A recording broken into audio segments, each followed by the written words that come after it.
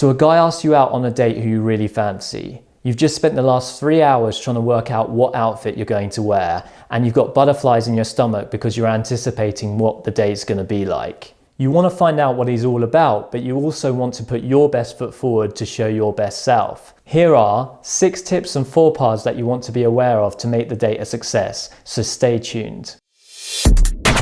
Mr. Healthy Love.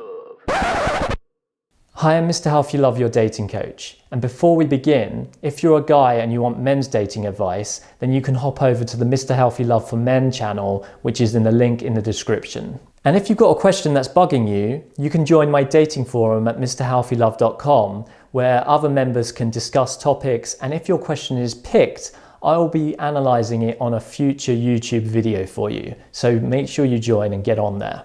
Now let's get straight back into this. Now the first tip we're going to talk about to create attraction on a first date has got to be your first impression. So the first 3 seconds, that's right, 3 seconds of the date is probably the most important 3 seconds of the entire date, because that's when someone's going to know whether they fancy you or not, just on those first impressions. Now of course attraction can develop over the date, but why do we want to start 3 steps back when we could be 3 steps forward with our initial impression? A lot of this is going to be down to physical attraction, but I'm taking it that it's not a blind date and that you've either met online or you've met in person before. So there's going to be a level of attraction that he already has for you. So for me, I personally like someone who's quite naturally beautiful. So someone that doesn't put too much makeup on, who dresses quite elegantly. But to be honest, it's really a subjective thing. So it really depends on the guy. It depends on what they like and what they find attractive. So what's really important is that you don't try and impress the guy by dressing or wearing makeup that's out of your comfort zone. Either they're going to like you or they're not. But the more you try and be something that you're not to try and please him, the more you're going to be self-aware and insecure about your looks, because you're going to be thinking, I don't feel comfortable being myself.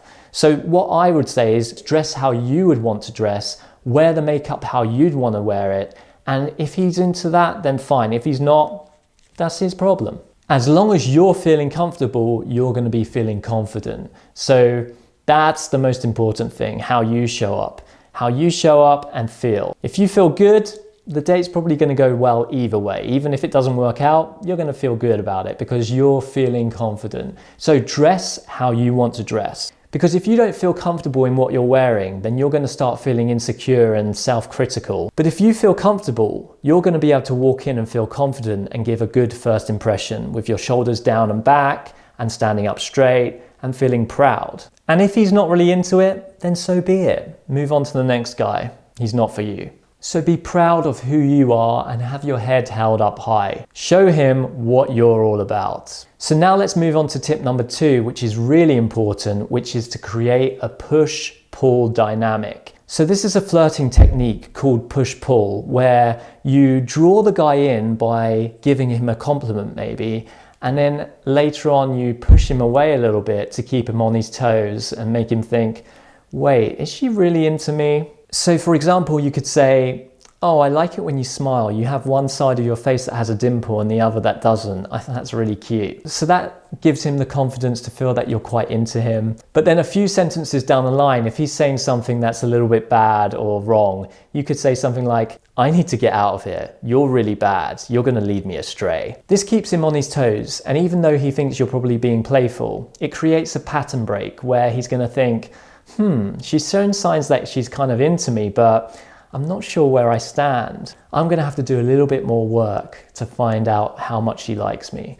And also, what better way to create sexual tension but to say that you shouldn't be around someone because they're a bit of a bad boy? It makes him feel a little dangerous and gives him the opportunity to be in his masculine and maybe take that risk to go for that kiss. So if you're at the stage of the date where you feel like you want him to kiss you, then use this push-pull dynamic. Because sometimes guys are not sure when to go for that kiss and they need some sort of indication. And by using these flirting techniques, he's going to feel more comfortable that you're into him as well. And tip number 3 is not to be afraid to break that touch barrier. So if he's joking with you and you want to emphasize how much you find something funny, then just grab his arm, grab onto his arm while you're laughing.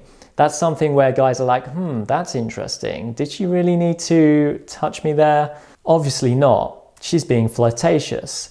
that's going to make him feel more comfortable to want to touch you back and escalate things. Because sometimes a guy is going to feel a little bit conservative to push things a little bit too far because they need to be able to read if you're into it or not. They don't want to start touching you and you thinking, whoa, that's a little bit too much, like get away from me. So if you initiate that first, he's going to feel a lot more comfortable that he can reciprocate that. So good places to touch his forearm, touch his upper arm, especially if he's got guns. He's going to love tensing his muscles slightly for you, or touch his chest. It just shows to us, okay, this is moving on now. Like the girl is into me.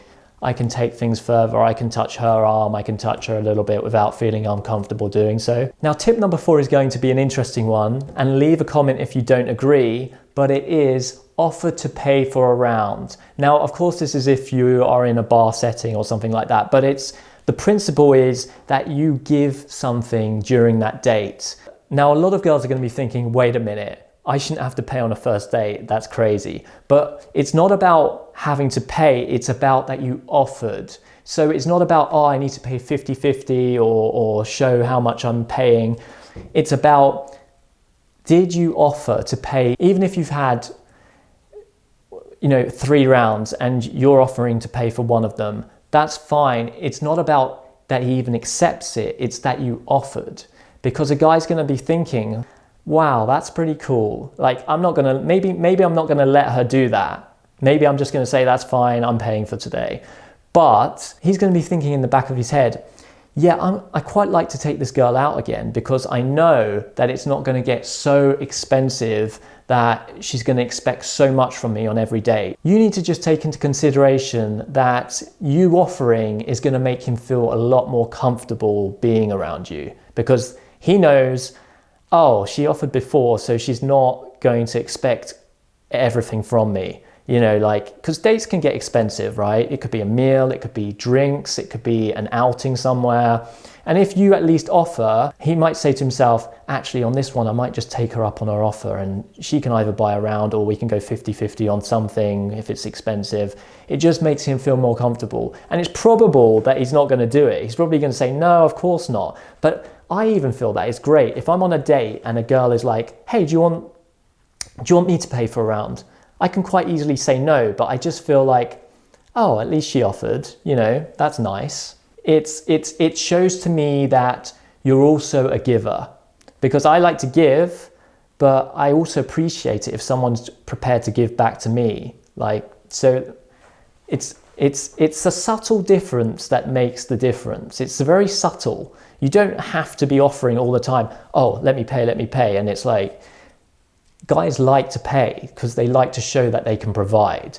But sometimes we like a little present ourselves. And it also shows that you're offering more than just your presence in the interaction. And it shows that you value him just as much as he values you. So saying something like, no, I've got this round. This round's on me. It just shows that you're self-sufficient, you're confident, and you're independent. Which leads to tip number 5, which is being able to disagree with his viewpoint.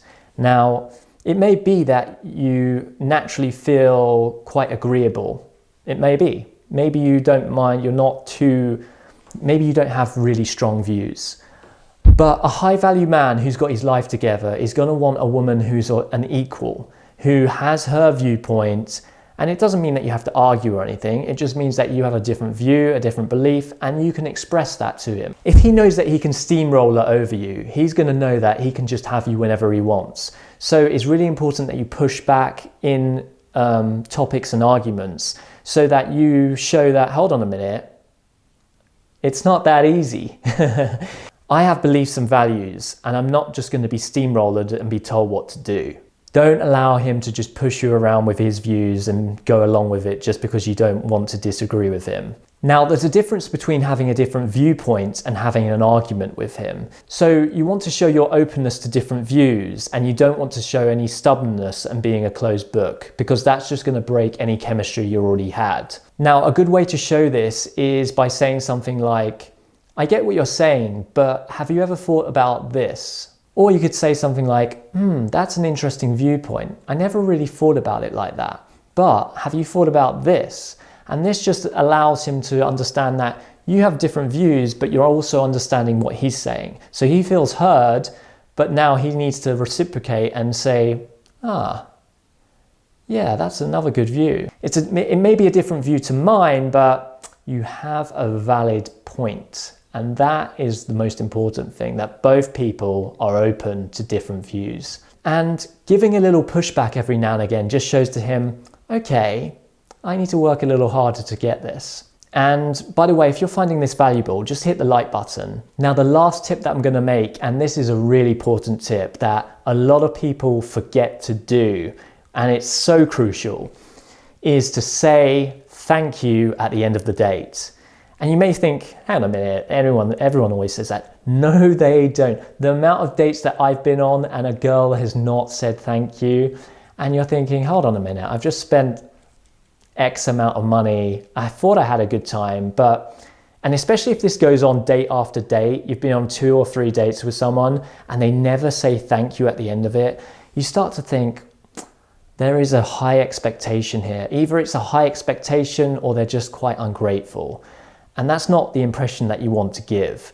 There is a correlation between a woman who never offers to pay anything in dates and who never says thank you at the end of the date. And I don't know if it's an expectation or because they're ungrateful, but it definitely is something that a guy will notice. And it's 2 words. All you have to say is thank you. Now you can say that at the end of the date, and if you actually use that at the end of the date and look at him in the eyes and say thank you with a smile, that's a good prompt for him to think, should I go for the kiss now? So you can use it in that way, or you can use it as a way to message him afterwards to thank him for the date, which gets him to message you more and create another date. So you can use it in 2 ways. You can use it at the very end of the date when you're with him, or you can wait until when you get back home or the next day even, and just text him and say, thanks so much for the date last night. I had a really good time. That just gives him the opportunity to then text you back and say, I had a really great date too. When are you free to meet up again? Here we go. We've got the next date going. So either use it just before the date ends, maybe he'll go for the kiss, or use it later on. But very vital that you do thank him, because it shows your gratitude and it shows that you value what he's done for you. So I hope this video helped. And if this video you found valuable, don't forget to hit the like button and hit the subscribe button and the notification bell so that you can be notified every time a new video is uploaded. And don't forget, I have a Mr. Healthy Love app, which you can download by downloading the Wix app and then using the invitation code, which is in the description in the link below. That way you can keep up to date with any video posts, any topics in the dating forum, and if you want a one-to-one coaching session with me, you can book it on my Mr. Healthy Love app or go to my website at mrhealthylove.com. Thank you for watching, and I'll see you next time. Mr. Healthy Love.